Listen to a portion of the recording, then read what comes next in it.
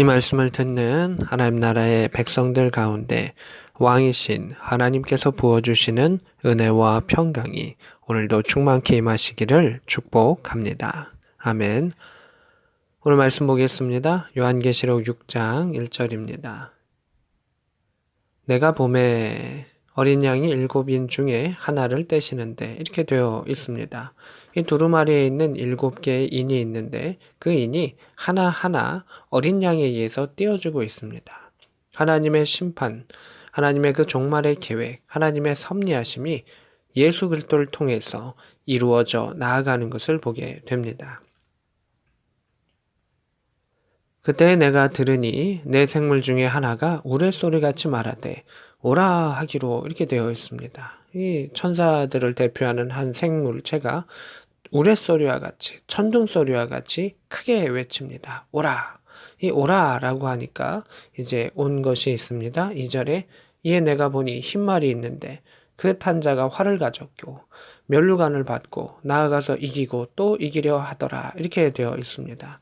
이 인을 하나하나 뗄 때마다 하나님의 심판의 계획들이 이루어집니다. 흰말이 있고 탄자가 활을 가졌고 면류관을 받았고 이기고 하더라. 이렇게 되어 있습니다. 이거는 전쟁 가운데 계속 승리의 일들이 있는 겁니다. 또 전쟁 가운데 계속 싸움의 일들이 있는 것입니다. 면류관은 이 승리를 상징하죠. 활도 전투를 상징하죠. 전투와 전쟁, 그리고 승리, 여러 가지 싸움이 계속해서 일어난다.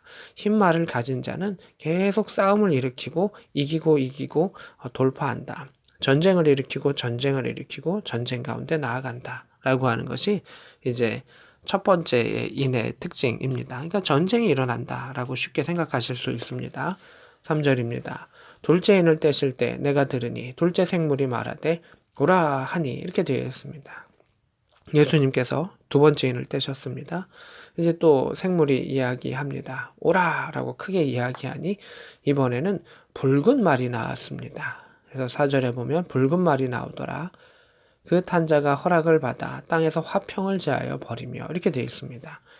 화평은 하나님께 속한 것이죠. 그러하기 때문에 허락을 받아 하나님의 허락을 받아 이 땅 가운데 화평이 제하여졌다.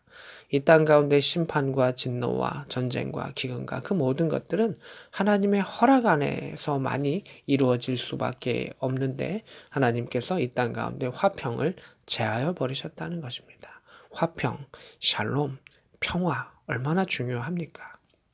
그 평화를 이루고자 많은 이들이 땀을 흘리고 생명을 걸고 수고하고 애쓰고 있는데 그 화평이 제하여 버리는 그 일들이 있습니다. 화평을 제하여 버리면 어떤 일이 일어날까요?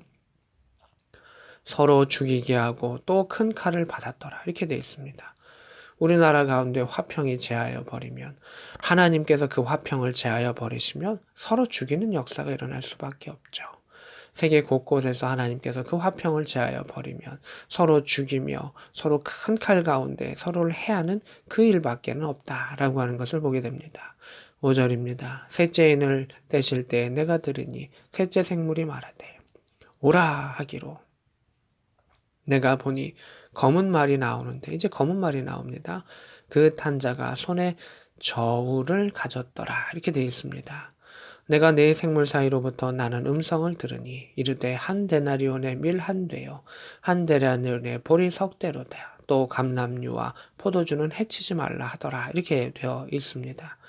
이 세 번째 이 검은 말은 저울을 가졌다라고 말합니다. 저울은 어떤 것을 의미할까요? 무게를 다는 것이죠. 그래서 돈을 주고 곡식을 달아서 수평을 맞춰 가지고 그 곡식을 주는 그것을 상징하죠.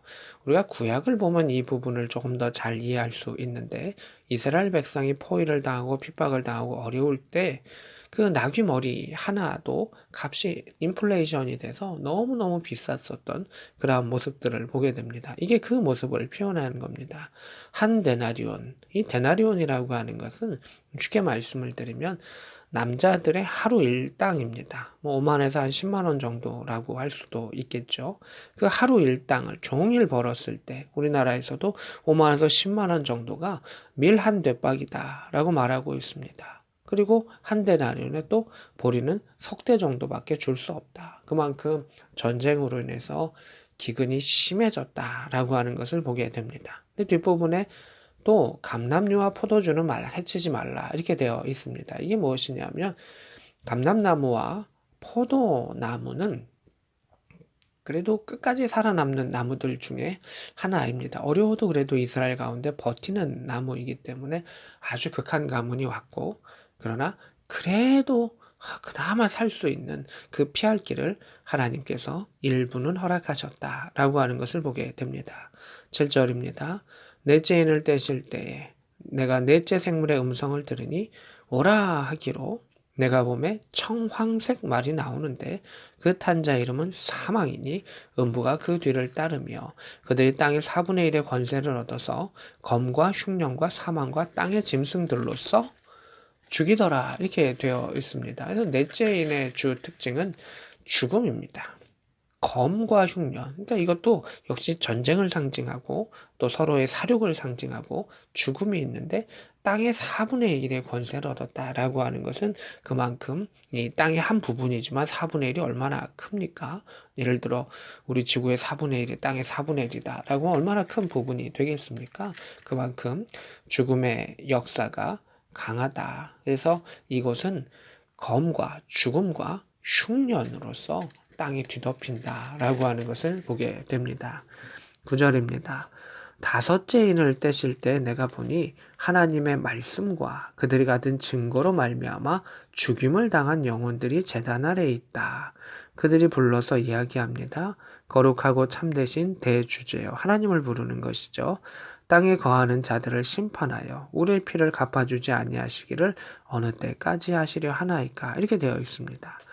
그래서 9절의 말씀처럼 하나님의 말씀, 복음의 비밀이죠. 또 그들이 가진 증거, 예수 그리스도의 부활의 역사를 증언하는 그 일들로 말미암아 죽임을 당한, 순교당한 영혼들이 부르짖는다는 것입니다. 그들의 죽음 가운데 그들이 부르짖었던 것입니다. 하나님 어느 때까지 이 믿음의 사람들이 죽어야 합니까? 피 흘려야 합니까? 라고 그렇게 눈물 흘리며 순교하며 죽어가는 이들이 있었다라는 것입니다. 그때 하나님께서 그 이야기를 들으시고 11절에 그들에게 흰 두루마기를 주시며 세마포 옷이죠. 천국에서 사람들이 입는 그 옷과 같은 것이죠. 이르시되 아직 잠시 동안 쉬어라. 잠시 동안 기다려라. 그들의 종들과 형제들도 자기처럼 죽임을 당하여 그 수가까지 차기까지 하라. 이게 뭡니까? 믿음의 사람들이 앞으로 더 많이 박해받고 순교하게 될 것이다. 이 종말의 때가 되면 이 전쟁도 기근도 죽음 여러 가지 일들이 다 일어나게 되는데 믿음의 사람들이 박해를 받게 된다는 것입니다. 당연하겠죠. 우리가 하나님의 뜻대로 살면 당연히 그것을 박해를 경험할 수밖에는 없는데 이 세상이 혼탁해지며 혼탁해질수록 더 믿음의 사람들은 어려움을 당한다라고 하는 것을 보게 됩니다. 12절입니다. 내가 보니 여섯째 인을 떼실 때 큰 지진이 나고 해가 검은 털로 짠 상복같이 검어지며 이렇게 되어 있습니다. 여섯째 인을 뗄 때는 이 자연적인 그러한 재해와 어려움들이 많이 있다. 13절에 하늘의 별들이 무화과 나무가 태풍에 흔들려 설익은 열매가 떨어지는 것 같이 땅에 떨어지며 하늘의 별들이 떨어진다는 것입니다. 마치 운석들이 팡팡 떨어지는 그러한 모습을 또 상상해 볼 수가 있습니다. 14절에 하늘은 두루마리가 말리는 것 같이 떠나가고 이렇게 되어 있습니다. 두루마리가 이렇게 찢어져 가지고 확 말려버리는 그런 모습처럼죠. 하늘이 그렇게 확 말려버리는 겁니다.